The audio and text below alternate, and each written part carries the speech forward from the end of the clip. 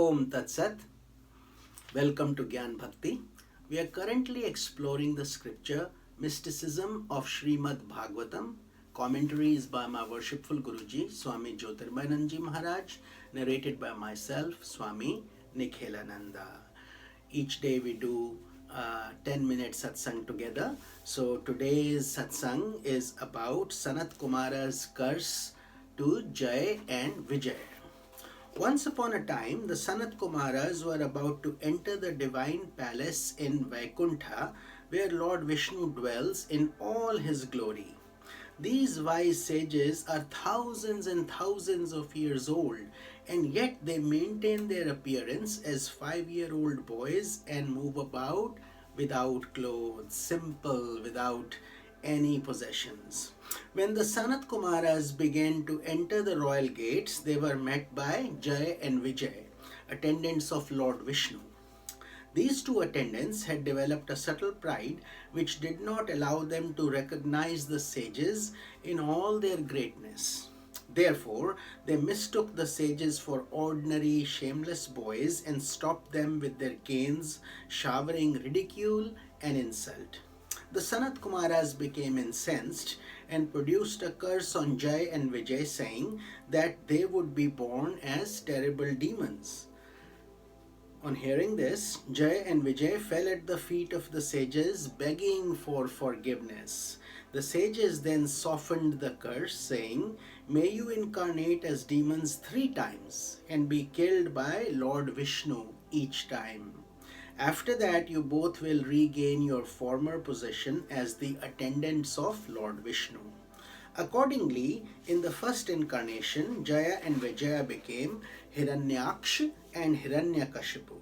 In incarnating as Varaha Boar avatar, Lord Vishnu destroyed Hiranyaksh, and as his Nrasimha avatara, man-lion incarnation, he destroyed Hiranyakashipu. And we have already covered the significance of the mysticism of the various avatars of Lord Vishnu in the previous satsangs. So in this sacred incarnation, Jaya and Vijaya became Ravana and Kumbhakarna, who were destroyed by Lord Vishnu, incarnating as Lord Rama. In the third incarnation, they became Shishupal and Dantavakra and were destroyed by Lord Vishnu, incarnating as Lord Krishna. Mystical meaning: Jaya and Vijaya represents 2 great virtues, Viveka and Vairagya. Viveka is purity of intellect that shows the difference between truth and falsehood, between spirit and matter, between the self and not self. Vairagya is dispassion towards all that is not self. Jaya literally means victory. Jaya means special victory, Vijaya. So Jaya is victory, Vijaya is special victory. An aspirant who is qualified is allowed to enter the heavenly gates by these attendants called Viveka and Vairagya. When you develop purity of reason, which discriminates between right and wrong, you have secured the favor of Jaya, general victory. When you advance in Vairagya, the victory achieved by Viveka is fortified and further secured. You attain the favor of Vijaya, special victory. Due to the presence of subtle pride, the original glory of Jaya and Vijaya had become tarnished. In the ignorant, the very same divine energy that manifests as Viveka and Vairagya turns into Ajnana, ignorance, and Asakti, attachment. The Sanat Kumaras represents the principle of purity. When a person attains absolute purity, he becomes childlike. However, he is far from being childish. The entry of those Sanat Kumaras through the gate symbolizes the unfoldment of purity in the heart of an aspirant. Even the slightest presence of ignorance, which is ajnana, and attachment, asakti, will not be tolerated by the principle of purity, which is the Sanat Kumaras. Thus, the curse of the Sanat Kumaras suggests in a highly mystical way the need for waging war against ignorance and attachment repeatedly until they turn into their original form, Jaya and Vijaya.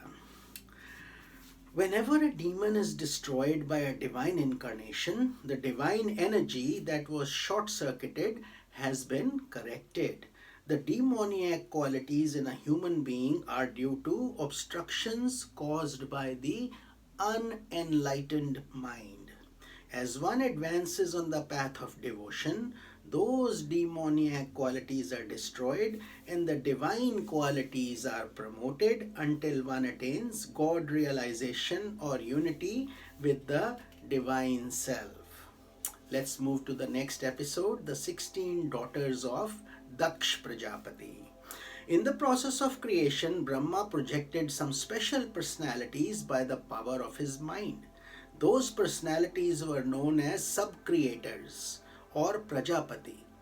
So the main creator is Brahma himself, and then these are sub-creators. One of the important Prajapatis was Daksha Prajapati. Daksha Prajapati married Prasuti, the daughter of Manu, who was another sub-creator Prajapati.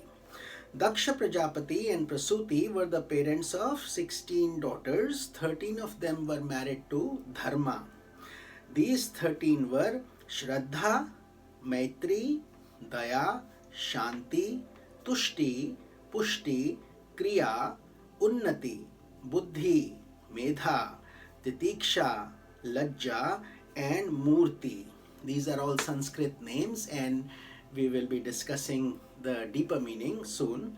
In the course of time, each wife of Dharma gave birth to a child. Dharma means ethical values, the principles of ethical and profound living. The 3 daughters of Daksha who were not married to Dharma were Swaha, Swadha, and Sati. Swaha was married to the fire god, Swadha to the deity of the Pitri Lokas or our ancestors, and Sati to Lord Shiva. So let's understand the deeper meaning. As we can readily understand, Dharma and his wives as well as their offspring are not human personalities. Dharma symbolizes the spirit of virtue or righteousness. All of his wives and children are different spiritual qualities that unfold in our personality as we follow the path of righteousness. Therefore, as spiritual aspirants, we should strive to follow and imbibe these qualities and make it part of our very nature. The names of the wives suggest their mystical significance. Shraddha means faith. Maitri, the sense of friendliness. Daya is compassion. Shanti, peace. Tushti is contentment. Pushti, the sense of fullness. Kriya, action. Unnati means prosperity. Buddhi, relative intellect. Medha, intuitive intellect. Titiksha, forbearance. Lajja, the sense of shame. And Murti is form, giving form to the divine self. The children of these wives also represent, for the most part, spiritual qualities that adorn a virtuous personality. Shraddha, faith, gives birth to Satya or truthfulness. Maitri, friendliness, to Prasada or the purity of mind. Daya, compassion, to Abhaya or fearlessness. Shanti, peace, to Saman or tranquility. Pushti, the sense of fullness, to Garva or pride, but developing in goodness, which is virtuous, while egoistic pride is negative. So in this context, that pride is of a positive nature, which is virtuous. Tushti is contentment, gave birth to Harsha or delight. Kriya, action, to yoga or the mystic disciplines leading to union with God. Unnati, prosperity, to Darpa or conceit, a quality detrimental to spiritual growth. Darpa is a negative quality. Buddhi, relative intellect to artha or material values, medha or intuitive intellect to smriti or memory, the basic, the mystic act of recollecting one's divine nature. Titiksha, forbearance, gave birth to kshema or well being. Lajja, the sense of shame, gave birth to vinaya or modesty. And Murti gave birth to the twin incarnations of Lord Vishnu, Nara and Narayana.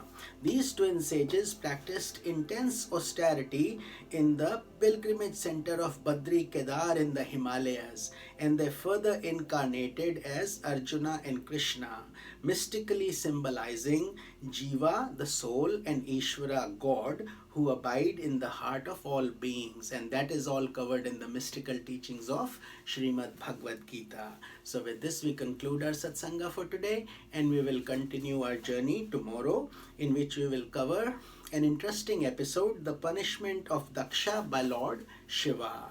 This is Swami Nikhilananda. Om Tat Sat.